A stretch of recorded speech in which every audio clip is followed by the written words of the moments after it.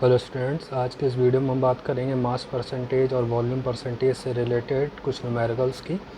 तो सबसे पहला न्यूमेरिकल है जिसमें कहा गया है 6 gram of urea was dissolve in 500 gram of water, calculate the percentage by mass of urea in the solution. ठीक है, हमें percentage by mass of urea calculate करना है इन सॉल्यूशन में, जिसमें आपका 6 ग्राम यूरिया है जिसको डिज़ोल्व किया गया है 500 ग्राम ऑफ वाटर में।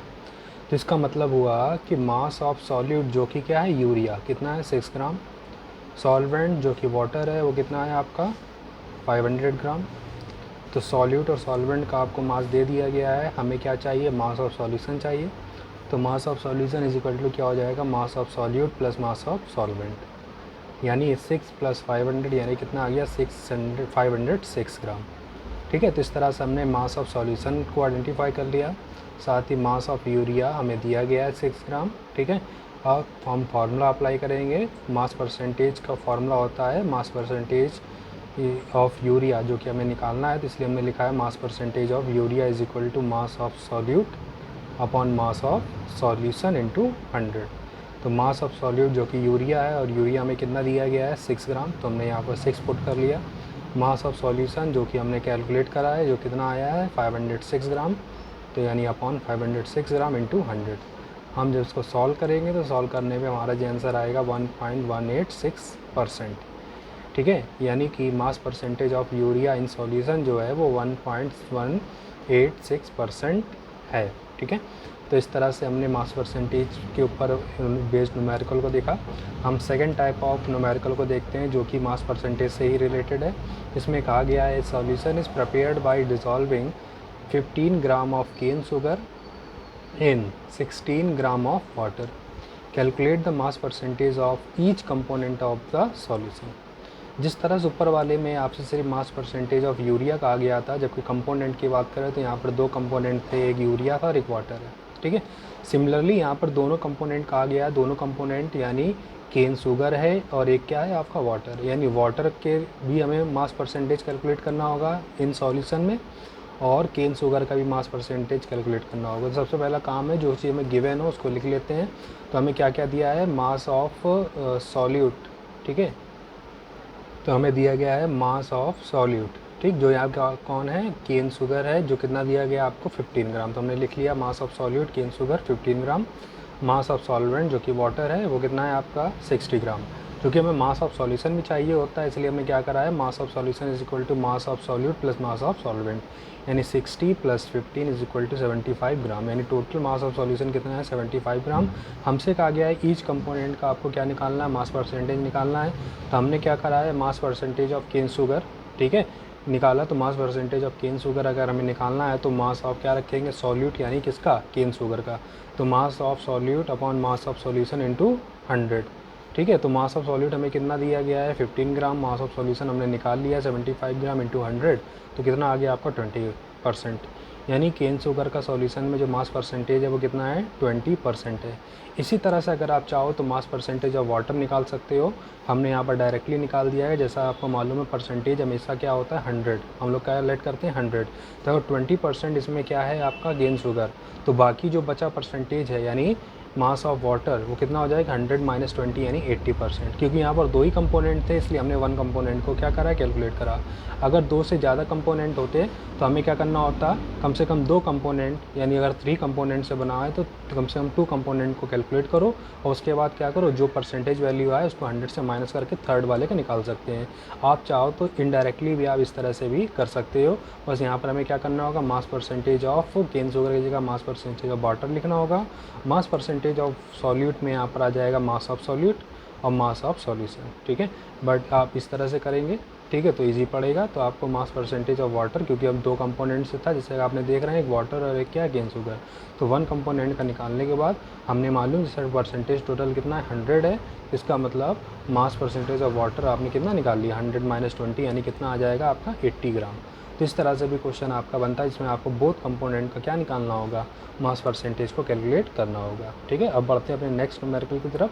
ठीक है, इस न्यूमेरिकल को आपको सेल्व करना होगा, क्योंकि ये न्यूमेरिकल आपका जैसा न्यूमेरिकल नंबर आपका सेकंड था सेम वैसे ही है। ठीक है। इसमें कहा गया है calculate the mass percentage of benzene and carbon tetrachloride. तो यहाँ पर भी दो कंपोनेंट है, एक बेंजीन और कार्बन टेट्राक्लोराइड, जैसे सेकंड न्यूमेरिकल में केन शुगर और वाटर था। ठीक है, तो चेंज नहीं है कुछ भी, बस वैल्यू चेंज हो गई है, करने का तरीका वही है आपका। तो कह रहा है calculate the mass percentage of benzene and carbon tetrachloride in 22 gram of benzene is dissolve in 122 gram of carbon tetrachloride. ठीक है, तो आपको मास परसेंटेज ऑफ बेंजीन और कार्बन टेट्राक्लोराइड को कैलकुलेट करना है, जिसमें आपका सॉल्यूट जो है बेंजीन है जो कितना है 22 ग्राम है, और सॉल्वेंट क्या है आपका कार्बन टेट्राक्लोराइड जो कितना है 122 ग्राम है। आपको क्या करना होगा, बेंजीन का मास परसेंटेज निकाल लोगे। ठीक है, उसके बाद कार्बन टेट्राक्लोराइड का मास परसेंटेज निकालने के लिए आप चाहे तो फार्मूला का यूज़ कर सकते हो, या क्या करेंगे, जो भी बेंजीन का मास परसेंटेज आएगा उसको 100 से माइनस कर देंगे। तो इस तरह से कार्बन टेट्राक्लोराइड को भी निकाल सकते हैं। यानी ये क्वेश्चन बिल्कुल आपका क्वेश्चन नंबर 2 की तरह है बस। ठीक है, तो ज़्यादा उसमें चेंज नहीं, ये आपको खुद करना होगा। अब हम बढ़ते हैं अपने नेक्स्ट न्यूमेरिकल की तरफ, जो कि परसेंटेज बाई वॉल्यूम है।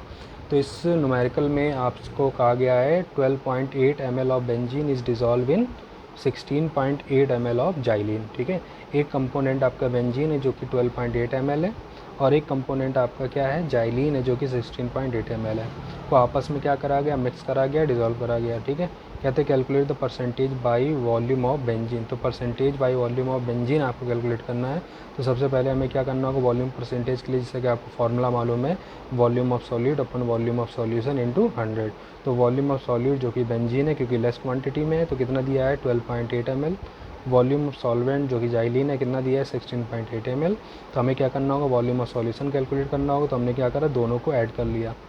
तो volume of solution is equal to कितना आ जाएगा आपका 12.8 प्लस 16.8 यानी कितना आएगा 29.6 ml। ये टोटल वॉल्यूम ऑफ क्या हो गया आपका सॉल्यूशन हो गया। तो वॉल्यूम परसेंटेज ऑफ बेंजीन निकालना है तो हमें क्या करना होगा, volume of benzene upon volume of solution into 100। तो वॉल्यूम ऑफ बेंजीन आपको दिया है 12.8, वॉल्यूम ऑफ सॉल्यूशन आपने अभी कैलकुलेट करा 29.6 इंटू 100। जब इसको आप सॉल्व करेंगे, सॉल्व करने पर ये कितनी वैल्यू आ जाएगी 43.24%। तो इस तरह से आप वॉल्यूम परसेंटेज से रिलेटेड न्यूमेरिकल भी कर सकते हो। अगर इस न्यूमेरिकल में आपसे ये भी कहा जाता है कि वॉल्यूम परसेंटेज ऑफ जाइलिन निकालें, तो आपको क्या करना होगा, आप देख रहे हैं कि क्वेश्चन में सिर्फ 2 कंपोनेंट है, 1 कंपोनेंट का परसेंटेज वैल्यू आपने निकाल लिया है, तो अनादर के लिए क्या करेंगे, 100 से जो परसेंटेज वैल्यू आई है उसको माइनस करके आप जाइलिन का भी mass percentage in solution calculate कर सकते हैं। ठीक है, नेक्स्ट न्यूमेरिकल जो है वो बेटा मास बाय वॉल्यूम परसेंटेज से रिलेटेड है। इसमें कहा गया है कि Rashida dissolve 40 gram of sugar in 600 ml of sugar solution. ठीक है, calculate the mass by volume percentage. कहता है रसीदा ने 40 ग्राम शुगर को 600 ml ऑफ शुगर सॉल्यूशन जो है उसमें डिज़ोल्व करा। डिज़ोल्व करने के बाद आपको क्या कह रहा है, calculate the mass by volume percentage. आपको mass by volume percentage calculate करना है। तो mass by volume percentage is equal to formula जो होता है वो है आपका mass of solute upon volume of solution into 100। तो यहाँ पर आपको दे दिया है मास ऑफ सॉल्यूट जो कि कितना है 40 ग्राम, और mass of volume of solution दे दिया है जो कि शुगर सॉल्यूशन है, वो कितना दिया आपका 600 ग्राम। ये वैल्यू आप पुट करेंगे तो 40/600 इंटू 100 कितना आ जाएगा 6.66%। तो इस तरह से आप मास बाय वॉल्यूम परसेंटेज और मास परसेंटेज से रिलेटेड न्यूमेरिकल को कर सकते हैं। ठीक है, तो आज के वीडियो में इतना ही, बाकी हम देखेंगे नेक्स्ट वीडियो में।